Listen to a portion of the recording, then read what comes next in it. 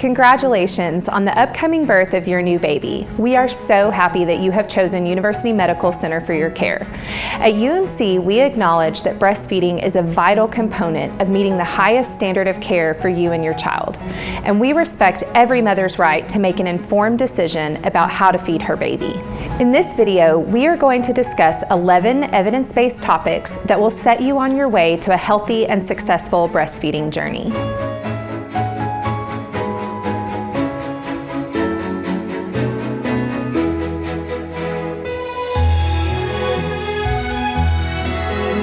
First, let's discuss the benefits of breastfeeding.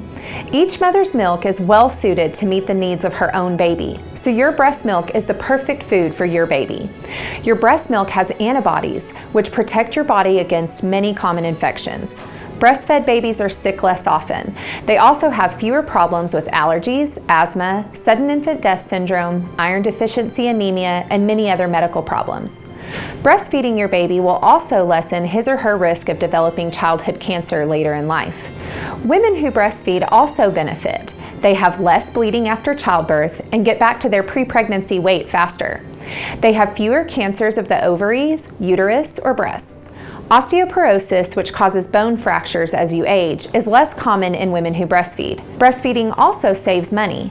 Did you know that breastfeeding can save a family thousands of dollars a year in both direct costs like formula and bottles, as well as indirect costs like wages lost for sick leave and doctor visits? Next, let's discuss the importance of exclusive breastfeeding. Exclusive breastfeeding means that infants receive only breast milk. No other liquids or solids are given, not even water. The World Health Organization recommends that infants should be exclusively breastfed for the first 6 months of life to achieve optimal growth, development, and health.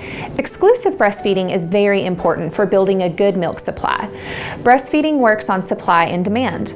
The more you nurse your baby, the more milk your body makes. The first several weeks set your milk supply. It's as if your baby is calling in an order for just the right amount of milk they need to grow. Every mom has to do what's right for her, her baby, and her family. But each time a breast milk substitute is given, you miss a chance to empty your breasts and tell your body to make more milk. For many moms, trying to give both breast milk and formula causes their milk supply to run low, which can make the baby less content with breastfeeds. Over time, this can result in giving more and more formula, which could cause baby to miss out on all of those health benefits of breastfeeding and be more susceptible to illness. Similarly, pacifiers and artificial nipples or bottles may seem helpful, but they can hide baby's feeding cues. Waiting too long to feed your baby can make it harder to get a good latch. All of baby's suckling should be at the breast in the first few weeks in order to establish a good milk supply. The next topic we will discuss is non-medicated methods for labor. Your body releases hormones that can naturally help your labor progress steadily and without intervention. During the birth process, your body will also release endorphins that can provide pain relief and promote bonding and breastfeeding after your baby is born. Medications can often interfere with this hormone release. While many pregnant people can take pain medications safely during labor, the greatest benefit to unmedicated childbirth is the lack of side effects from medications. Making the choice not to use medication doesn't mean the birth process has to be incredibly painful. The following non-medicated methods have been shown to be very successful in managing discomfort. Breathing techniques. Deep breathing is a relaxation tool that can help you keep calm, especially as the intensity of labor increases. Additionally, repeating light mantras or homing in on images through mini meditations can accompany breathing techniques. Other complementary therapies such as aromatherapy, music therapy, physical touch and massage, or yoga can help create a relaxing environment with reduced pain. Sometimes breathing techniques and complementary therapies aren't enough to alleviate labor pains. But before you request an epidural, you might try other more physical techniques that work with your body. The options include changing your position, which can help distract your mind from the pain related to contractions, sitting or laying down on a birthing or labor ball, taking a bath or shower, using ice or heat pads on your back, or finally walking, swaying, or dancing. At UMC, we will place your baby skin to skin on your bare chest immediately after delivery. We encourage you to keep your baby skin to skin until you have completed your first breastfeeding.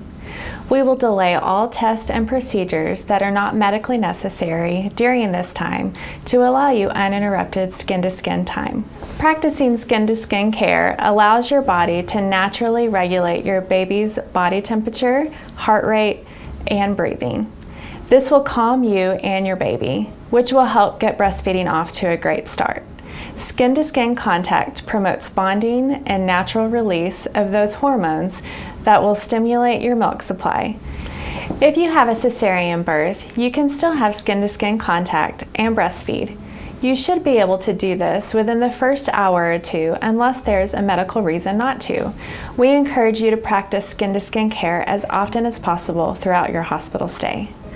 Along with skin-to-skin care, it is important to practice the early initiation of breastfeeding. Breastfeeding in the first hour of life establishes breastfeeding as a regular practice and strengthens the bond between mom and child. Early breastfeeding initiation ensures that your infant receives colostrum. Colostrum is a sticky yellow-white substance yielded in the mother's breast soon after birth. It is rich in antibodies and essential nutrients. The World Health Organization says feeding colostrum in the first hour increases the likelihood that babies will continue to be breastfed in the long run. Breastfeeding within 1 hour of birth also protects your health.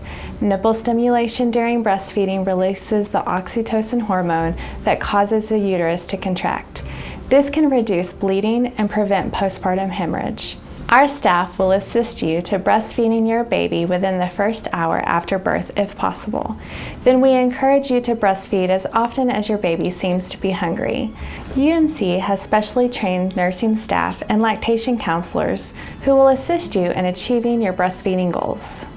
Once you have experienced your first attempts at breastfeeding, it will be important for you and your baby to get lots of practice. One way we promote ongoing breastfeeding success at UMC is by rooming in on a 24-hour basis.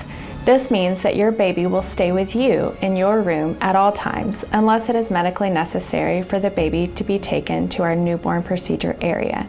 Research shows that mothers and babies benefit from staying together. Babies stay warmer, cry less, and breastfeeding gets off to a better start when mothers and their babies have frequent time together, beginning at birth. Mothers learn to recognize their baby's needs and feeding cues. Moms are encouraged to feed their babies on demand, which means the baby is fed as soon as the early feeding cues are recognized. Some common hunger cues include moving fists to the mouth, rooting or turning the head to look for the breast, baby becoming more alert and active, sucking on the hands or lip smacking, opening and closing of the mouth. It's important to note that crying is a late sign of hunger and indicates that the earlier feeding cues were not recognized. The benefits of rooming in go beyond breastfeeding. Instead of learning about your newborn's unique behaviors at home, you will have the opportunity to ask providers about normal behavior and proper care techniques while caring for your baby. Having concerns alleviated during your hospital stay will help to ease the transition at home.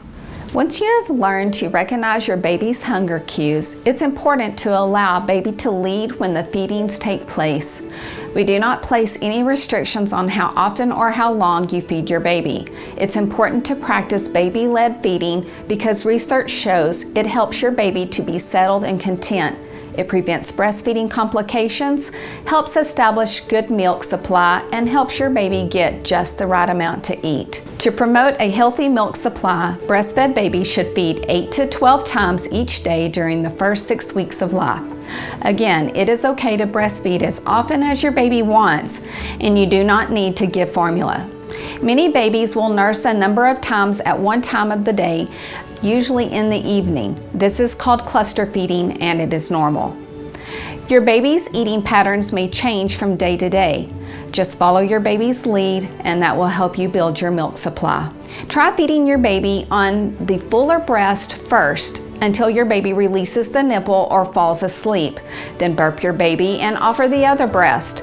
Some babies feed from both breasts at each feeding, while other babies are satisfied after one breast. When your breasts feel full, it is important to nurse your baby. That will keep your breast from becoming overfull or engorged.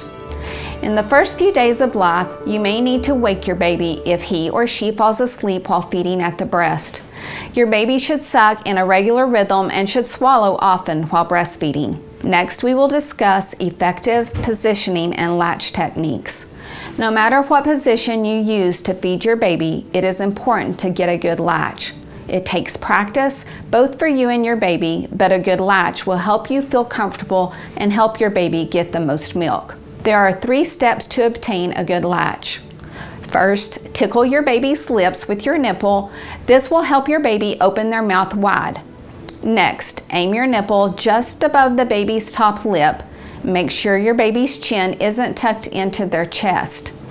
Finally, aim your baby's lower lip away from the base of your nipple.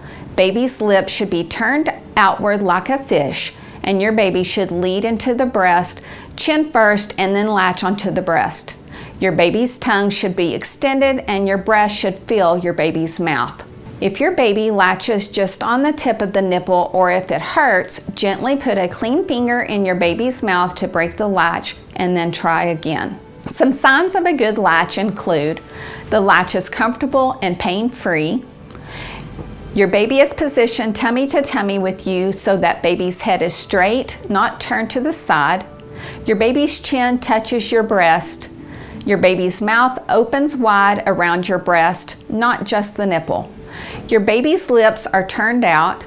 Your baby's tongue cups under your breast. You hear or see swallowing. Your baby's ears move slightly. If you have trouble getting a good latch, try the following. Move to a quiet, calm place. Hold your baby skin to skin. While both of you and your baby are undressed, hold your baby against your chest. Let your baby lead. Support your baby's neck, shoulders, and hips with your hands. Offer your breast, but let your baby find your nipple on their own. There are many ways to position yourself and hold your baby while breastfeeding. What's most important is figuring out what works best for you. Try all of the positions until you and your baby are comfortable. You may even use different positions for each feeding. No matter how you position yourself, remember, pillows can be your friend. Try them under your arms, elbows, neck, or back for support. They don't work for everyone, so see what's most comfortable for you. Always raise your baby to your nipple height rather than leaning over your baby. That will make breastfeeding more comfortable and help your baby to get a good latch. Try these holds to see which one works best for you and your baby. The clutch or football hold is good if you have had a C-section, you are breastfeeding twins, you have large breasts, your nipples are flat or inverted, your milk letdown is strong, your baby likes to feed upright. This position may help babies with reflux, and this is how you and your baby are comfortable breastfeeding. Cross cradle or traditional hold is good if your baby needs extra head support, your baby is premature, your baby's suck is weak. This hold may help your baby stay latched. This is how you and your baby are comfortable breastfeeding. Sideline position is good if you have had a C-section. This is how you and your baby are comfortable breastfeeding. Once you have established the foundation for your breastfeeding success, we hope that you will choose to exclusively breastfeed for the first 6 months of your baby's life. The World Health Organization recommends that infants be exclusively breastfed for the first 6 months, followed by breastfeeding along with complementary foods for up to 2 years of age or beyond. Research shows that exclusive breastfeeding for 6 months provides the substance, nutrients, energy, and nurturing that is needed for physical and neurological growth and development. Beyond 6 months, breastfeeding continues to provide energy and high-quality nutrients that jointly with safe and adequate complementary feeding help prevent hunger, malnutrition, and obesity. While the nutrient needs of your infant can typically be met through breastfeeding for the first 6 months, after 6 months of age, it becomes increasingly difficult for infants to meet their nutrient needs from human milk alone. Furthermore, most infants are developmentally ready for other foods at about 6 months. Breastfeeding continues to make an important nutritional contribution well beyond the first year of life. Even after you introduce solid foods to your baby's diet, it is recommended that you continue frequent, on-demand breastfeeding until 2 years of age or beyond. All of the benefits of breastfeeding that we discussed at the beginning of this video have been shown to have even more impact the longer a child is breastfed. We would once again like to thank you for choosing UMC for the birth of your baby. We hope this video has provided you with all the information you need to make the most informed choice about how you wish to feed and care for your baby. Our staff is ready and willing to assist you in any way possible. Thank you for trusting us, and congratulations on the upcoming birth of your baby.